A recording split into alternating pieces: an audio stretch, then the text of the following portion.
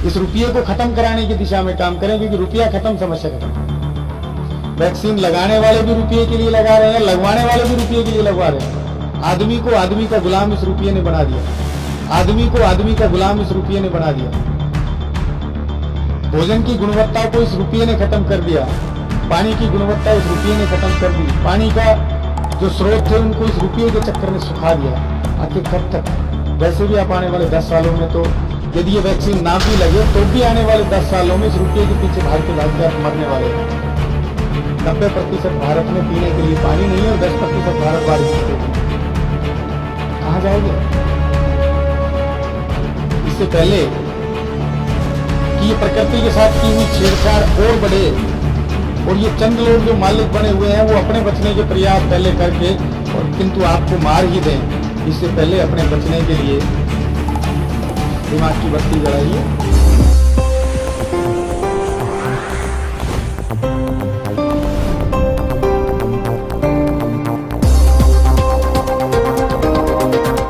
नमस्कार दोस्तों, आज के इस वीडियो का विषय तो आप समझ ही गए होंगे। कैप्शन देखिए, कि आखिर शिकंजा क्यों और कैसे कसा जा रहा है। आखिर कौन लोग हैं जो आपको वैक्सीन लगाना चाहते हैं? क्यों लगाना चाहते हैं? किसको लगाना चाहते हैं? कौन बचेगा और कौन अपने को बचाएगा? और सबसे बड़ी बात यह है कि आपको कौन बचाएगा। तो शिकंजा धीरे धीरे कसा जा रहा है, क्योंकि जिन जिन का कोविड टेस्ट होगा 70% लोगों को कोरोना पॉजिटिव दिखाया जाना जरूरी है। उसके बाद भारत सरकार ने सीधा कह दिया है कि सबसे पहले कोरोना के महानायक, वीर योद्धा, स्वास्थ्य कर्मी और डॉक्टर, पहले इनको वैक्सीन लगेगी। उसके बाद सरकारी मशीनरी को वैक्सीन लगेगी, फिर 50 साल से ऊपर वालों को वैक्सीन लगेगी, फिर बीमारों को वैक्सीन लगेगी और अंत में सामान्य जनता तक वैक्सीन आएगी। आखिर ड्रामा क्या है? इसको समझने के लिए थोड़ा पीछे जाना पड़ेगा।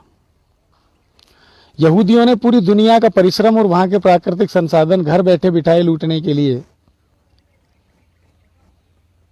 समुदाय, परिवार, समाज और संगठन में से कुछ मूर्खों को अपना नौकर बनाने के लिए मुद्रा का चलन चालू किया था।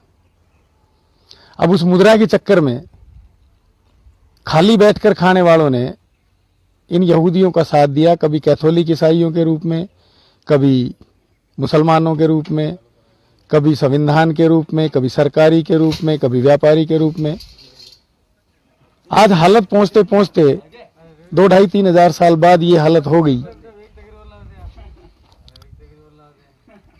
कि ना पीने के लिए पानी बचा है, ना सांस लेने के लिए हवा बची है, ना ज्ञान बचा, ना सम्मान बचा। इस विषय पर मैं नहीं जाना चाहता, आप सब इस बात को जानते हैं।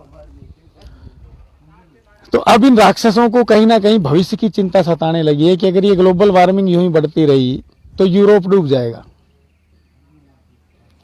क्योंकि एक वैज्ञानिक तथ्य है कि पेड़ में कार्बन संरक्षित रहता है, किंतु यदि उस पेड़ को जला दिया जाए तो अग्नि की प्रक्रिया में कार्बन और ऑक्सीजन की एक रासायनिक क्रिया होती है और उससे कार्बन डाइऑक्साइड बनता है। और जब कार्बन डाइऑक्साइड वायुमंडल में अधिक होती है तो वायुमंडल में एक दबाव क्रिएट होता है और उस दबाव की वजह से गर्मी बढ़ती है, ग्लोबल वार्मिंग बढ़ती है। अब वो ग्लोबल वार्मिंग बढ़ रही है।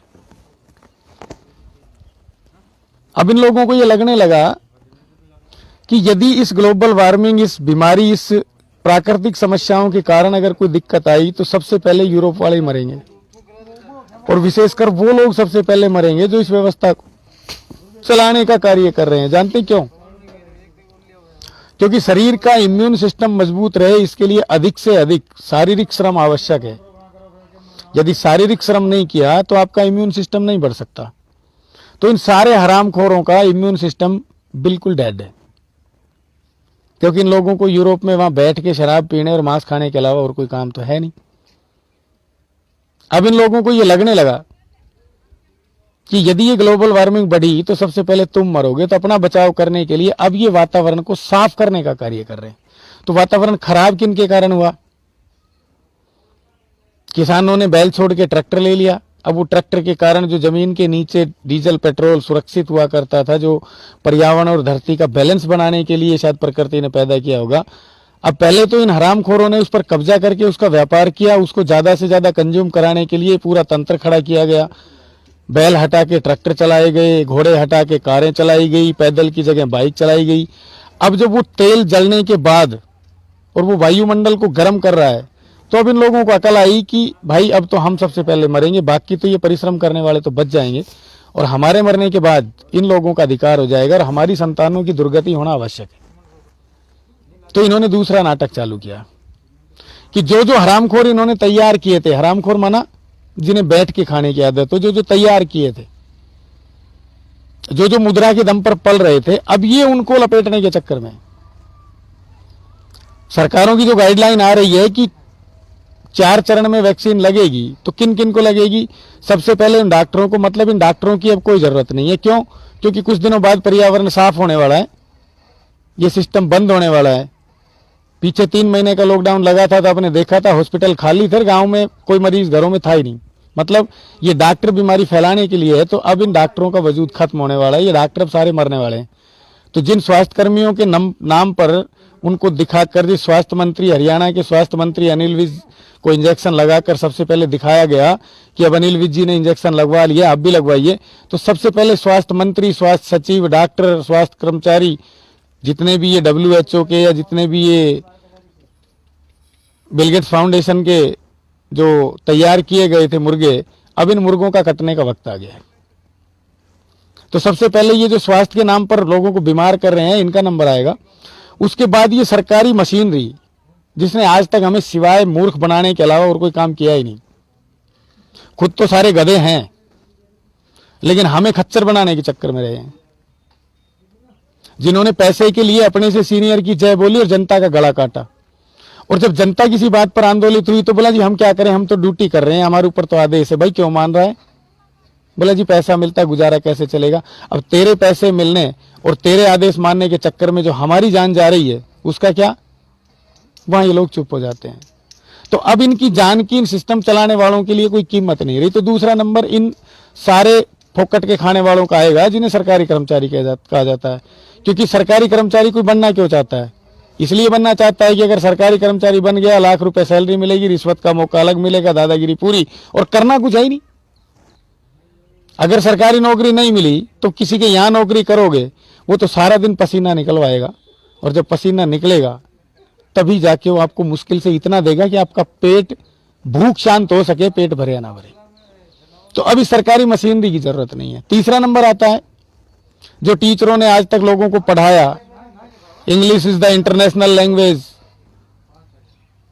जो इन विज्ञान वालों ने पढ़ाया, E = mx², जिन जीव विज्ञानियों ने पढ़ाया कि डार्विन की थ्योरी के अलावा पूरी दुनिया में कुछ है ही नहीं, अब ये डार्विन की थ्योरी, ये आइंस्टीन के सिद्धांत, ये न्यूटन का लॉ, ये मैकाले की शिक्षा और ये कानून व्यवस्था, ये जितना भी सिस्टम चल रहा है, अब ये सारा जब गिरेगा, क्यों? क्योंकि अब इस सरकारी मशीनरी की उन लोगों को जरूरत नहीं है। जो वो करना चाहते थे वो हो गया, जो दुष्परिणाम आने थे वो शुरू हो गए, और उन्होंने सबसे पहले इन दुष्परिणामों को जांच लिया, भांप लिया। अब तीसरा नंबर आता है 50 साल से ऊपर के। तो 50 साल से ऊपर के जो वृद्ध होते हैं, उनके पास जीवन का अनुभव होता है, अच्छे बुरे का ज्ञान होता है। अब यदि उन्होंने आपको अच्छे बुरे का ज्ञान दे दिया, जब समस्याएं बढ़ती है तब लोगों को अपनों की याद आती है, और जब सब कुछ ठीक चल रहा है, जब सब कुछ ठीक चल रहा होता है, तब वो हमेशा पड़ोसी की नजरों में अपने आप को अच्छा दिखाने के लिए उसके अनुसार काम करता है। अब जैसे ही बाहर का ये सिस्टम बंद होगा, ये पूंजीवाद जब टूट कर गिरेगा, तो आपको सबसे पहले अपने पूर्वजों की याद आएगी, अपने बड़े बूढ़ों की याद आएगी। क्योंकि जीवन का असली रास्ता उन्हीं के पास था कि खाना कैसे और कमाना कैसे। मुद्रा का तंत्र बंद होते ही यदि ये पूर्वज, ये वृद्धजन यहां रहे, तो ये आपको सही दिशा में ले जाएंगे, इसलिए इनको भी खत्म करना जरूरी है।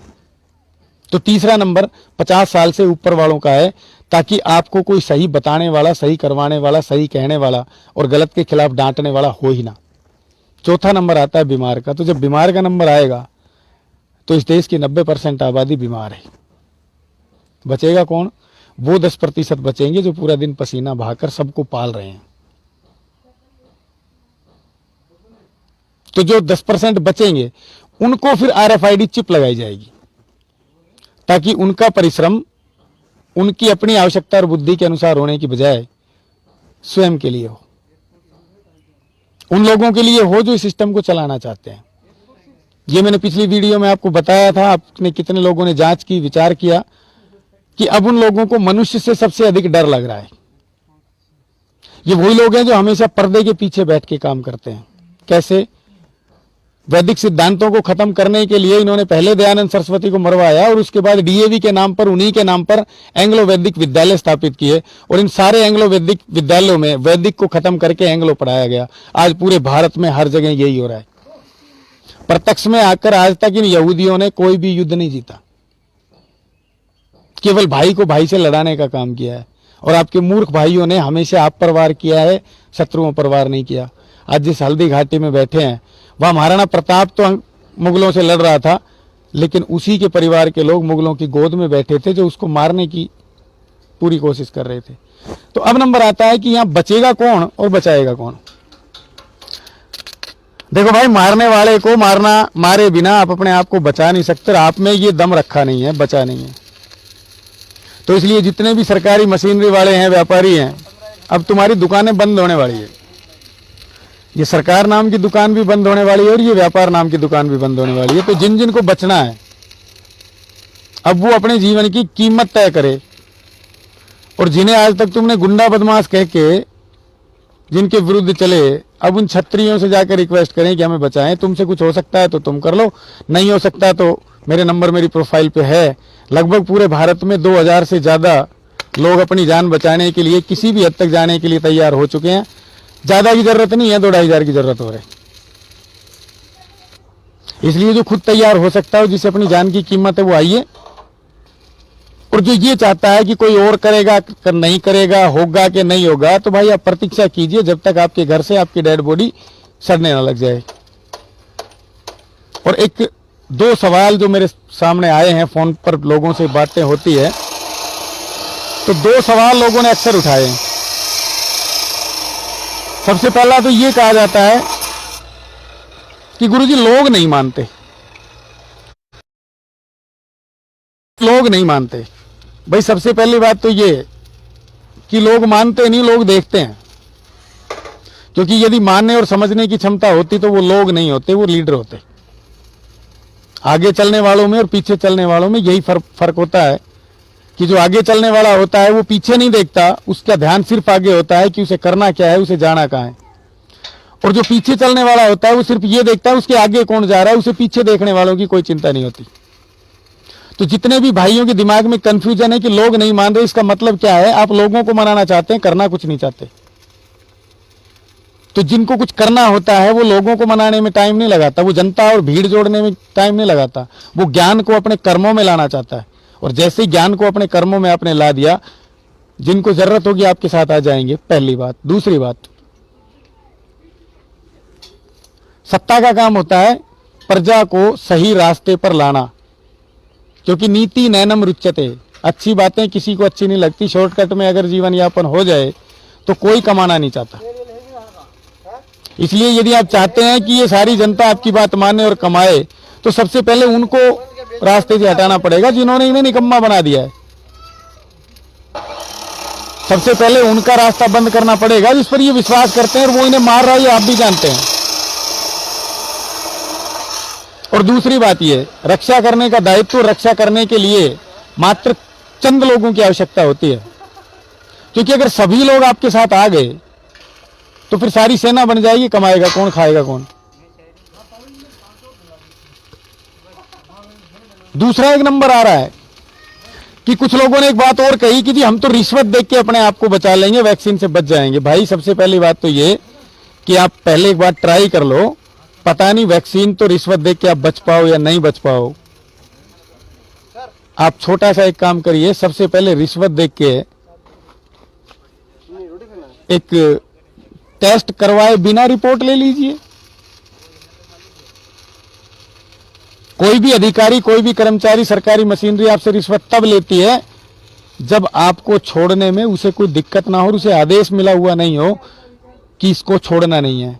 क्योंकि अगर रिश्वत से बचा जाता तो रामपाल के पास बहुत दौलत है, अब तक बच चुका होता। राम रहीम के पास बहुत दौलत है, अब तक बच चुका होता। आसाराम के पास बहुत दौलत है, अब तक बच चुका होता। नहीं बचा। क्यों? क्योंकि रिश्वत सारी समस्याओं का समाधान नहीं है। तुम्हारे स्वास्थ्यकर्मी तो खुद इस बात के लिए मेंटली तैयार बैठे हैं कि वैक्सीन लगाकर ही बचेंगे, तो फिर वो तो अपनी जान बचाने के नाम पर तुम में से कोरोना निकालना चाहते हैं कि हमने तो वैक्सीन लगवा ली, हम तो कोरोना से बच गए।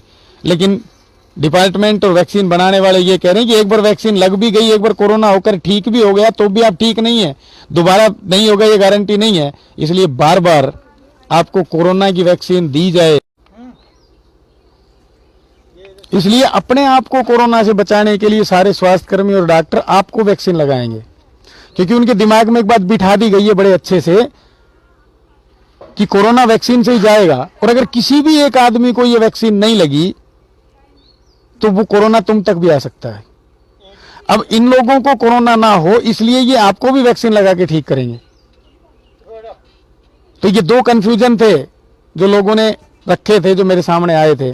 पहला तो ये कि हम रिश्वत देख के बिना कोरोना की वैक्सीन लगवाए हुए हम सर्टिफिकेट ले लेंगे, और दूसरा नंबर ये था कि लोग हमारी नहीं सुनते। तो भैया लोग आपकी सुनेंगे, आप शासक बनिए, डंडा हाथ में लीजिए और जिसकी सुन रहे हैं उसको ताकत विहीन कर दीजिए। जैसे ही आपने उसे ताकत विहीन कर दिया तो उसके ताकत विहीन होते ही आप ताकतवर हो जाएंगे और फिर जनता आपकी सुनने लग जाएगी। तीसरी बात, जो एक बात दिमाग में आ रही है कि यहाँ बहुत से लोग कैंपेन कर रहे हैं जो बता रहे हैं फलाने देश में ये हुआ था, ढेके देश में ये हुआ था। क्या हुआ था? बोला उस देश में कोरोना की वैक्सीन की तैयारी हुई थी लेकिन जनता ने आंदोलन किया और सरकार ने वो प्रोग्राम वापस ले लिया। तो एक बात बताइए, 1905 में बंग भंग आंदोलन हुआ था कि भारत के अंग्रेजों ने धर्म के नाम पर दो टुकड़े करने का कार्य किया था। लाला लाजपत राय, बाल गंगाधर तिलक और विपिन चंद्र पाल के नेतृत्व में आंदोलन हुआ। स्वदेशी के नाम पर आंदोलन हुआ, विदेशी चीजों का बहिष्कार हुआ, होली जलाई गई और अंत में क्या हुआ कि अंग्रेजों ने बंगाल डिवीजन एक्ट वापस ले लिया। किंतु अंग्रेजों के जाने के बाद 1905 का लागू होने वाला एक्ट 1970, 72, 75 में जब भी हुआ तब भारत में लागू हुआ। यानी लगभग 70 साल बाद वो काम हुआ और 70 साल तक उसके लिए ग्राउंड तैयार किया गया। और इस नाटक के चलने के बाद 70 साल के बाद ये काम हो गया। जानते क्यों? क्योंकि हमने, जानते हो क्यों? क्योंकि हम सिर्फ इस बात में बैठे रहे कि हमारा काम हो गया, लेकिन सरकारें और सत्ता केवल यही षड्यंत्र रचती है कि ये किस तरह से हो। इसलिए अब जो केवल इस बात के लिए ही हैं कि आपको वैक्सीन से कैसे बचा जाए, तो आज आप वैक्सीन से बचने के लिए आंदोलन कर सकते हैं। हो सकता है सरकार बैकफुट पर आ जाए, हो सकता है सरकार कुछ दिन के लिए इसको पोस्टपोन कर दे, किंतु जैसे ही सरकार ने सर्वर डाउन करके कैशलेस कर दिया, जैसे ही फूड रिसेशन आ गया और सरकार आपको बाहर ही नहीं निकलने देगी, फिर आप क्या करेंगे? शांति सद्जनों के लिए अच्छी चीज है, किंतु दुर्जनों के लिए शांति का अर्थ ही उनका वध होता है। इतिहास से सबक लें। सिर्फ इतिहास को याद रखना, इतिहास को रटना और सिर्फ इतिहास में जीना ये अच्छी बात नहीं है, किंतु इतिहास से सबक लेना, इतिहास से सीख लेना बड़ी अच्छी चीज है, लेनी चाहिए। इसलिए इतिहास पढ़ना भी चाहिए, इतिहास सीखना भी चाहिए, इतिहास देखना भी चाहिए, किंतु इतिहास में वो अवश्य देखें कि जो कमियां रह गई जिसकी वजह से आज दिक्कत आ रही है। शत्रु को बिना समाप्त किए हुए कभी भी समस्या समाधान नहीं हो सकता।